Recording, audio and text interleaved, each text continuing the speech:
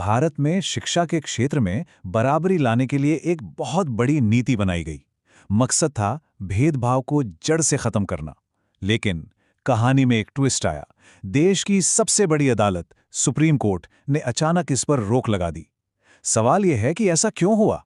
आइए इस पूरी कहानी को समझते हैं। और यहीं पर इस पूरे मामले का सबसे बड़ा सवाल छपा है। क्या एक ऐसा नियम जो भेदभाव खत्म करने के लिए बनाया गया हो, वही समाज को और ज्यादा बांट सकता है? ये सुनने में थोड़ा अजीब लगता है ना? चलिए आज इसी की तह तक चलते हैं। तो सबसे पहले ये समझना जरूरी है कि इस सब की जरूरत ही क्यों पड़ी। देखिए, भारत के कॉलेजों और यूनिवर्सिटीज में जाति के आधार पर भेदभाव की जड़ें काफी पुरानी और गहरी हैं, और इसी समस्या से निपटने के लिए एक नई और मजबूत पॉलिसी की मांग लंबे समय से हो रही थी। अच्छा, इस कहानी को ठीक से समझने के लिए कुछ जरूरी टर्म्स को जान लेते हैं। पहले हैं SC/ST यानी अनुसूचित जाति और जनजाति।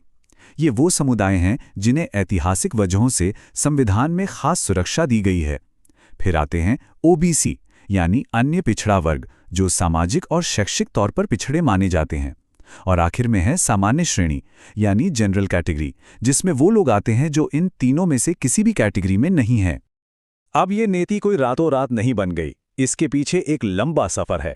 2012 से 2019 के बीच यूनिवर्सिटीज में भेदभाव के कई बड़े मामले सामने आए, जिससे एक्शन लेने का दबाव बढ़ा।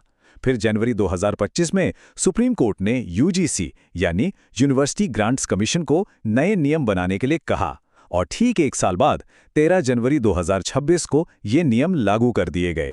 तो इस बड़ी समस्या के हल के लिए UGC ने क्या प्लान बनाया? चलिए अब सीधे उनके इस इक्विटी प्लान पर आते हैं, जिसे समानता लाने के लिए एक मास्टर स्ट्रोक माना जा रहा था। इस योजना का मकसद बिल्कुल साफ था, एकदम क्लियर। लक्ष्य था कॉलेजों में जाति के नाम पर होने वाले हर तरह के भेदभाव को रोकना, और ये पक्का करना कि SC, ST और OBC समुदाय के छात्रों को बराबरी के मौके मिले। अब इस प्लान की बनावट को समझिए।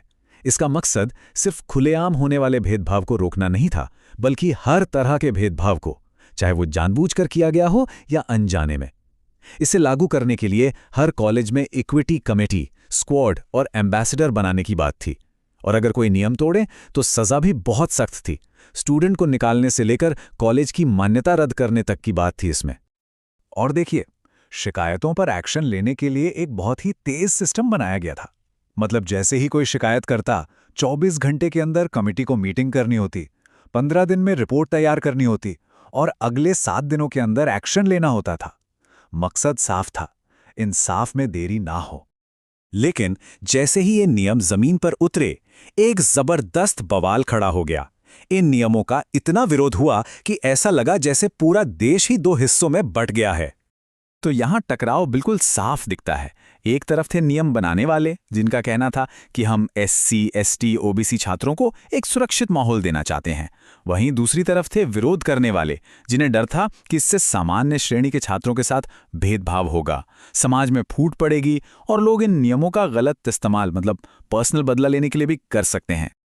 और फिर कुछ ऐसे बयान आए जिन्होंने, आप कह सकते हैं, आग में घी का काम किया। जैसे RJD के एक प्रवक्ता का ये बयान, जिससे तनाव और ज्यादा बढ़ गया। इस तरह के बयानों से ये डर और पक्का होने लगा कि ये नीति कहीं समाज में दुश्मनी ना बढ़ा दे। और ये विरोध सिर्फ बातों तक नहीं रुका। सामान्य श्रेणी के छात्र संगठन सड़कों पर उतर आए, सोशल मीडिया पर कैंपेन चलने लगे, और बात इतनी बढ़ गई कि दलित नेता मायावती जैसे कई बड़े नेताओं ने भी इन नियमों को लागू करने के तरीके पर अपनी चिंता जाहिर की। जब समाज और राजनीति दोनों में माहौल इतना गर्म हो गया, तब देश की सबसे बड़ी अदालत यानी सुप्रीम कोर्ट को इस मामले में दखल देना पड़ा। और यहीं पर कहानी में सबसे बड़ा मोड़ आया। मार्च 2026 में सुप्रीम कोर्ट ने इन नियमों के लागू होने पर रोक लगा दी। एक झटके में पूरी पॉलिसी रुक गई। तो सबसे बड़ा सवाल यह है कि आखिर अदालत ने ऐसा किया क्यों? चलिए, अदालत के तर्क को समझते हैं। कोर्ट ने कहा कि पहली बात, ये नियम साफ नहीं है, अस्पष्ट हैं। दूसरी, इनका गलत इस्तेमाल होने का पूरा खतरा है। कोर्ट को यह भी लगा कि इन नियमों से समाज में बंटवारा कम होने की जगह और बढ़ सकता है। और एक बहुत जरूरी बात, कोर्ट ने यह भी कहा कि भेदभाव सिर्फ जाति के आधार पर नहीं होता, ये भाषा, क्षेत्र और संस्कृति के आधार पर भी होता है। Chief justice D.Y.. चंद्रचूड़ ने फैसले के पीछे की सोच को साफ करते हुए कहा कि हमारा लक्ष्य एक जाति मुक्त समाज बनाना है। हमें ऐसी कोई भी पॉलिसी बनाने से बचना चाहिए जो कॉलेजों में जाति के नाम पर टकराव को और गहरा कर दे। तो सुप्रीम कोर्ट ने रोक तो लगा दी, लेकिन अब सवाल यह है कि आगे क्या होगा? शिक्षा में बराबरी लाने का जो सपना था, उसका भविष्य क्या है? तो क्या ये कहानी यहीं खत्म हो गई? जी नहीं, बिल्कुल नहीं। ये जानना बहुत जरूरी है कि अदालत ने सिर्फ इन नियमों पर फिलहाल के लिए रोक लगाई है। अभी आखिरी फैसला आना बाकी है। अगली सुनवाई 17 मार्च 2026 को है और तब देखना होगा कि ये ऊंट किस करवट बैठता है। तो इस पूरे मामले से हमें कुछ बहुत बड़ी बातें समझ में आती हैं।